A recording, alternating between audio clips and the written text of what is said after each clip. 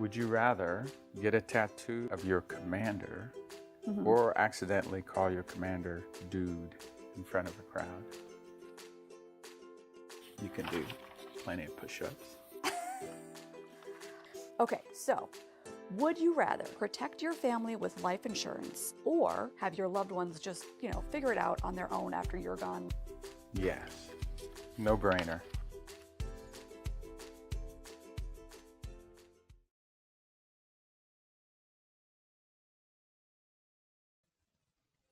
At Navy Mutual, we understand that life is constantly changing. From enlisting in the military or commissioning as a young officer to getting married to starting a family and all the things that happen in the middle, you are always on the go. But being busy isn't an excuse to let the little tasks slip through the cracks. We know that your financial security and your family's future are important to you, and we are here to protect both. We provide life insurance products that protect your loved ones at the lowest cost possible, as well as annuity products that can help secure your retirement income. As a nonprofit organization founded by military members for military members, we understand the worry that can come with service. But we don't want anyone worrying about their quality of life or whether their loved ones will be taken care of after their death. We're here to help you get the peace of mind you need by providing financial protection to those who protect us. So stay tuned to learn about how your life insurance needs change when you hit one of those first major milestones, getting married.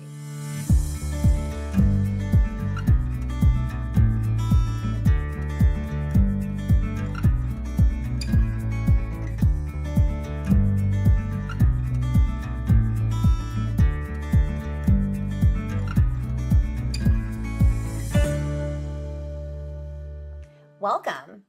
One element of Navy Mutual's mission is providing financial education and making sure that you have the information needed to live your best financial life, from the time you join the military community through to your retirement. The military community isn't just made up of service members. It also includes military parents and military children, and one of the most important cohorts of all, military spouses. How exactly do your life insurance needs change when you get married? I'm Ellie Matlock, and today I'll be hosting a question and answer session with Bill Wooten, one of Navy Mutual's sales managers and an expert on our products. It's a pleasure to have you with us today, Bill. I'm happy to be here to answer any of your questions. So, marriage. It's fun. It's exciting. I remember planning my wedding and getting so into every detail of the service, the flowers, obviously the dress. But financially, marriage has a lot of implications too. Why is it important for couples to talk about finances? Well, honestly, having a money talk at the start of a marriage, or honestly, before a marriage even starts, can help a couple avoid conflict and grow together. They need to decide whether they want to combine finances by blending all of their accounts, or if they want to open joint accounts for the purpose of household finances while maintaining their own accounts on the side. How is this couple's planning on paying bills? Is one half of the partnership better at money management than the other half? Getting those things worked out or out into the open early can really strengthen the couple's financial future and start them off on the right foot. And even more so than the practicalities, right? It's important for couples to talk about their goals. Absolutely, Ellie. Being on the same page is all about aspects of financial literacy, which is what's really important. It reduces the potential for tension in the future, and it showcases what each spouse finds important. And then those side conversations will be less as hard. Like, say one partner is really into travel and wants to plan to have certain amount of finances set aside or allocated each year for vacations. But the other one is really into saving on travel and putting those funds towards retirement, which would prefer to max out their TSP or 401k account every year. These are the conversations that really need to be had early so the couple can find out where they meet in the middle or happy medium. Yeah, that's that concept of opposites attract, right? My husband and I actually have some really good conversations about money. And I think it helps us grow together as a couple and as a family to know how the other views wants, needs, and things are a little extravagant, but maybe we want to splurge for some reason.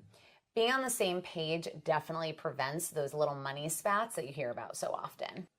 Exactly, Ellie. And to speak a little more on goals, and not to get morbid here, but this is when life insurance comes into the conversation a bit. What are your goals? And how do you want to live your life? Do you want to buy a big house or rent or have a big piece of land? Are you going to be city dwellers? Or are you going to live in an apartment or a condo? Talking about finances allows the couple to determine what kind of lifestyle they can afford together. Service members are promoted on typically regular schedules, and you can do some predictive math if you want to make a long-term budget, which I strongly recommend. Sure, they'll be PCSing and living all around the world from period of time here and there, but you still want to live somewhere while you're in the military, right? And a lot of couples I've worked with, especially the younger ones, will try to buy a home at one of their duty stations so they can live there for a period of time and then perhaps rent it out while they're away or while they're on PCS orders. And then they'll just use those funds to rent out a new location wherever they're going to be located permanently. But if that mortgage or that rent money isn't available anymore, say if one half of the couple passes away much earlier than expected, what happens then? Let me guess. Life insurance. Exactly. Without life insurance, your survivor doesn't have any options. They have to make a quick decision on the fly, but with life insurance, they have time. They buy themselves time to think things through. They can save the money, reallocate it, develop a future plan, whether it's long-term or short-term, decide to sell or move, with mom in the basement. They can really readjust if they need to. Yeah. It's my mom's dream, live in my right, basement. Right. But life insurance at least gives them the option. Yeah. But why have this conversation before getting married? I would argue that this conversation is important to have when the couple determines that they want to start living together before they're married, but when they're serious enough to know what they want together. As some background, in legal sense, a spouse carries a lot more weight than a roommate if someone were to die. If a married person passes away, assets are automatically transferred to the surviving spouse, and it's totally their responsibility, which provides a level of protection to the married couple who, if they haven't gotten around to having the conversation about their financial goals. For an unmarried couple, if it were to be a last will and testament situation, assets might actually transfer to the deceased parents or sibling before going to the live-in partner, regardless of the couple's intentions or what they had planned. So that was a roundabout way of saying that if you want to protect the love of your life, but you're waiting on getting married or have it already planned out, and the wedding isn't for another year or so, you can have that money talk sooner rather than later. So, congrats on your desire to get married, but you've got work to do. Yes, indeed, you do. But of course, if a couple is already married and delayed having this conversation about finances and life insurance or insurance in general, whatever the reason, now is the best time to get started. The longer you wait, the more expensive things become, and the chances of a freak accident or disease get much higher. So what changes when a couple moves in together? Expenses that often increase in the first 2 years of an individual or two individuals when they combine their households or combine their incomes, whether this happens before or at the same time as marriage. This happens for a variety of reasons. Wanting to live in a larger place and paying more for housing and associated utilities, expanding the family with pets and children, or taking more extravagant vacations together than they did when they were by themselves. Even if a couple decides to stay in one bedroom of an apartment or condo, they still need to purchase new furniture, upgrade the apartment to accommodate the two of them, or move from a more convenient location to a different location. All these things eventually add up. Not to mention, this hypothetical couple that is moving in together is planning a wedding. And I don't know how much you and your husband spent on a wedding, but I know many couples are spending thousands and thousands of dollars. So even those one-time expenses can increase. They sure can. And I'm going to have you not ask me how much I spent on my wedding. Fair enough. But I know I have been to some extremely extravagant weddings myself. Exactly. So this couple's moving in together. They're planning a wedding. Maybe they've upgraded their apartment or home a little bit. When it comes to life insurance, what do they need? Great question. Life insurance is really an individual thing. At Navy Mutual, we perform what we call a financial needs analysis, when someone inquires about getting a policy. Basically, this means that the amount of life insurance appropriate for a family depends on their current financial situation and projected future needs. A couple should consider their collective level of debt, whether they have children currently or the likelihood of them expanding their family in the future, their current and expected future income, standard of living, and other sources of income that may become accessible if one of them should unfortunately pass away. So what it sounds like you're saying to me is that service members group life insurance, the insurance provided by the military, might not cut it. It might not be enough. You're 100% correct. Okay. It should be absolutely considered in the needs analysis. If a service member were to pass away on active duty, their survivor would receive $100,000. And that's in death gratuity. That's available for immediate cost, plus the death benefit up to $500,000, from the SGLI policy. For a young couple, this could be adequate protection if the service member were to pass away at a pretty early stage in their marriage. However, the more debt and financial obligations and goals that need to be paid for, these costs can often rise over time. The more likely scenarios, SGLI just isn't enough. To throw another wrench into it, the SGLI or service group life insurance payouts are different depending on who dies. So if the service member dies, but their spouse, who was covered by the family SGLI, was to pass away, the death benefit is only $100,000. And in the grand scheme of things, $100,000 isn't very much money. Further, the SGLI and FSGLI expire when the service member leaves the military, so it's actually only providing temporary protection. I want to know this couple's future plans. Is the service member planning to serve 20 years or more? Yeah. Are they hoping to leave the military sooner? These future goals are important in life insurance planning. And a side note, funeral and burial services alone can easily cost towards $10,000. Okay, so there's a lot to consider. Yes, a young military couple might have some built in their SGLI coverage, but there's more to it than that.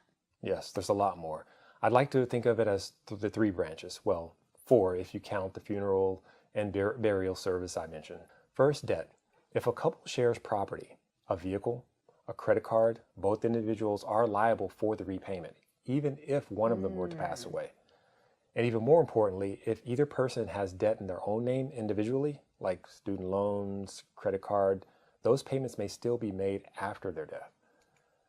So life insurance enough to pay off individual and joint debt can prevent foreclosures, repossessions, and visit from collection agencies while minimizing of the financial hardship for the survivor. I don't think most people realize that the somebody else's debt might become yours if they pass away. That was a really good point. Yes, and that can cause further duress and financial stress. Yeah. And with life insurance, it lets their surviving spouse maintain possession of their property that they've owned together and the belongings that they got while they were together, and keep those belongings, keep the pictures on the wall that they took together so they don't have to change anything after the fact while they're determining their next steps of what's going to happen next. Got it. And what's the next branch? Well, how much money would be necessary to replace the lost income?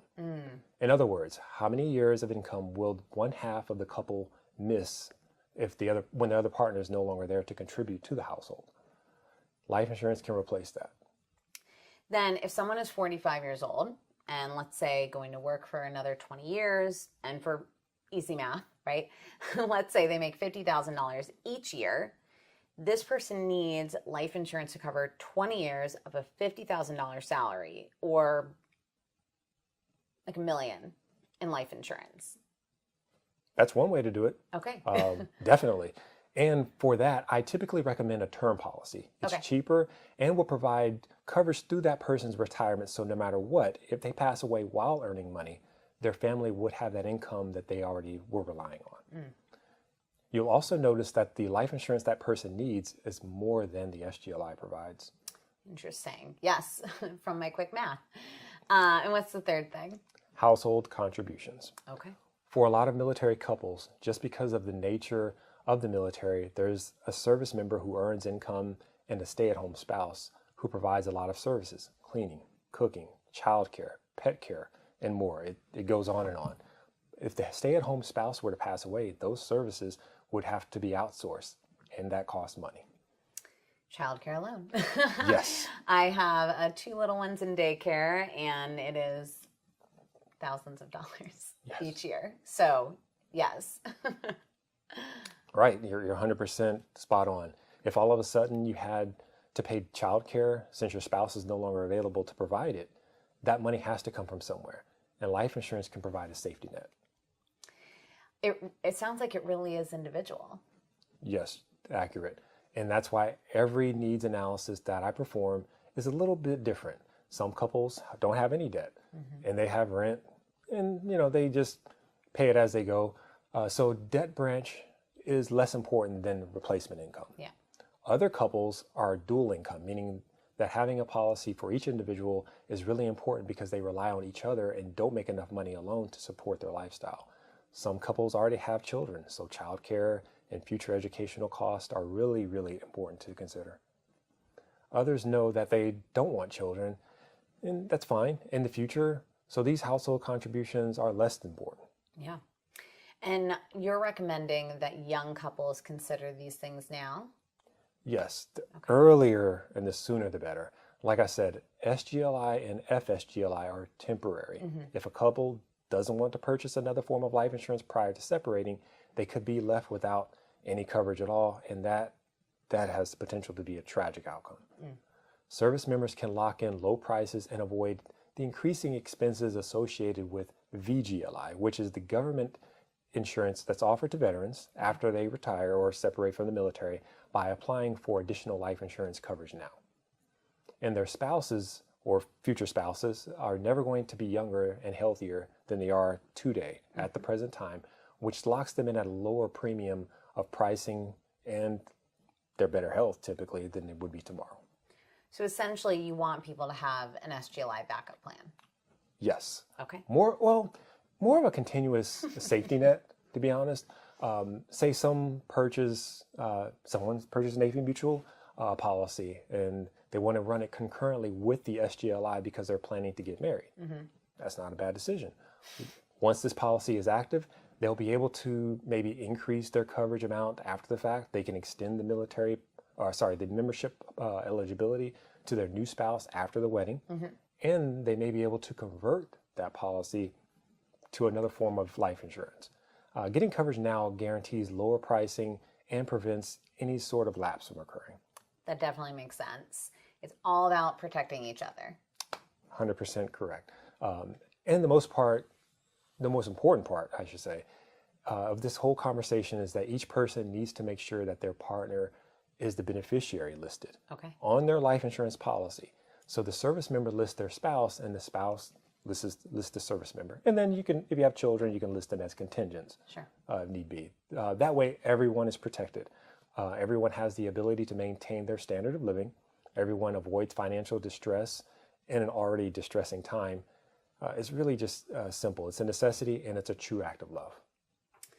Well, this has been really informative. Thank you for joining us. I definitely appreciate you taking the time to answer these questions and walk me through some of these scenarios. Of course, Ellie. That's why I'm here, and I'm truly passionate about life insurance and making sure that we do everything we can to protect the people we love the most.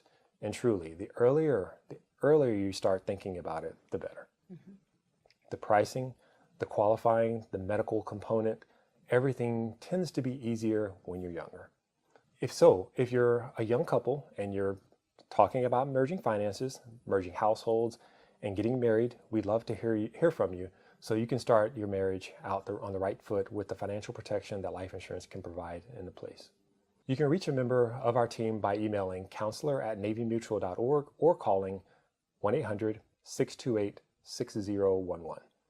We would love to talk you through the financial needs analysis and work with you to find a solution that meets your family's needs and fulfill the hopes and aspirations and protecting the hopes and aspirations that you have for the future. I really appreciate you all stopping by, and please reach out with any questions as we're here to help.